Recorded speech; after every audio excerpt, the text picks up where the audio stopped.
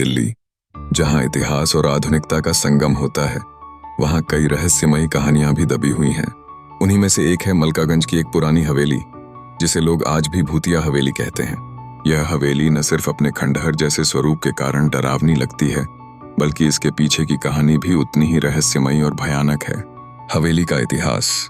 इस हवेली का निर्माण ब्रिटिश काल में एक अमीर जमींदार ने करवाया था। कहते हैं कि वह जमींदार अत्यंत क्रूर था और अपने नौकरों से बर्बरता से पेश आता था। हवेली में उसकी पत्नी और एक बेटी भी रहती थी। बेटी बहुत ही सौम्य स्वभाव की थी और सभी नौकरों की मदद करती थी, लेकिन जमींदार को यह पसंद नहीं था। वह अपनी बेटी को अक्सर डांटता और मारता था। एक रात कुछ ऐसा हुआ जिससे हवेली का माहौल हमेशा के लिए बदल गया। रहस्यमयी रात। उस रात हवेली में एक अजीब सी शांति थी। हवेली के नौकरों ने बताया कि जमींदार का मूड बेहद खराब था। वह शराब के नशे में धुत था और किसी बात पर अपनी बेटी से झगड़ रहा था। अचानक चीखने चिल्लाने की आवाजें हवेली से आने लगीं। जब नौकर दौड़कर जमींदार के कमरे में पहुंचे तो देखा कि उसकी बेटी खून में लथपथ पड़ी है और जमींदार का चेहरा गुस्से से लाल है। उसके बाद क्या हुआ ये कोई नहीं जानता। अगले दिन हवेली को सील कर दिया गया और परिवार कहीं गायब हो गया। कहा जाता है कि जमींदार ने अपनी बेटी की हत्या कर दी थी और उसके शव को हवेली की दीवारों में ही दफना दिया गया। शुरुआत हुई डरावनी घटनाओं की। जब हवेली को कुछ सालों बाद फिर से खोला गया और वहां नया परिवार रहने आया तो अजीब घटनाएं शुरू हो गईं। दरवाजे अपने आप खुलने लगे, रात में किसी के रोने की आवाजें आने लगीं और हवेली की दीवारों से खून के धब्बे दिखाई देने लगे। एक बार एक बच्चा जो उस हवेली में रहने आया था, उसने बताया कि उसने एक सफेद कपड़ों में लड़की को छत पर देखा जो उसे अपनी ओर बुला रही थी। जब परिवार ने जाकर देखा तो वहां कोई नहीं था, लेकिन लड़की की चूड़ियों की खनक और हंसी अब भी गूंज रही थी। पड़ोसियों की गवाही। पास में रहने वाले लोग बताते हैं कि रात को हवेली से अक्सर पायल की आवाज आती है।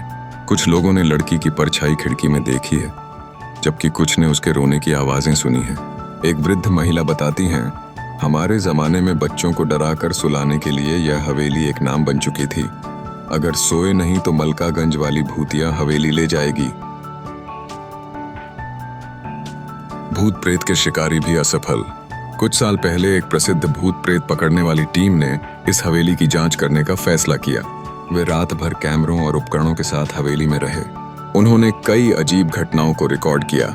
बिना किसी कारण के तापमान का गिरना, अचानक कैमरों का बंद हो जाना और एक रहस्यमयी परछाई जो हर बार अलग दिशा में दिखाई देती थी।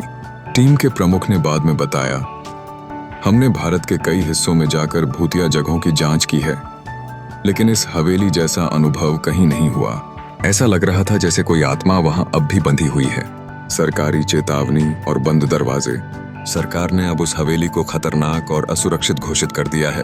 वहां जाना कानूनन मना है। रात में पुलिस उस रास्ते को बंद कर देती है, लेकिन फिर भी कुछ जिज्ञासु लोग चोरी छिपे वहां जाते हैं और उनमें से कई वापस कभी नहीं आते। एक कॉलेज स्टूडेंट ने मजाक में अपने दोस्तों के साथ वहां जाने की ठानी। वे सभी वापस आ गए, लेकिन वह एक लड़का मानसिक रूप से असंतुलित हो गया। उसने बार बार एक ही बात दोहराई, वो लड़की मुझे अपने साथ ले जाना चाहती थी। क्या आत्मा अब भी वहां है? हवेली के आसपास रहने वाले लोग मानते हैं कि जमींदार की निर्दोष बेटी की आत्मा अब भी वहां भटक रही है। उसकी अधूरी कहानी, उसका अधूरा न्याय, सब कुछ उस हवेली की दीवारों में कैद है। कहते हैं जब तक उसे न्याय नहीं मिलेगा, उसकी आत्मा को मुक्ति नहीं मिलेगी।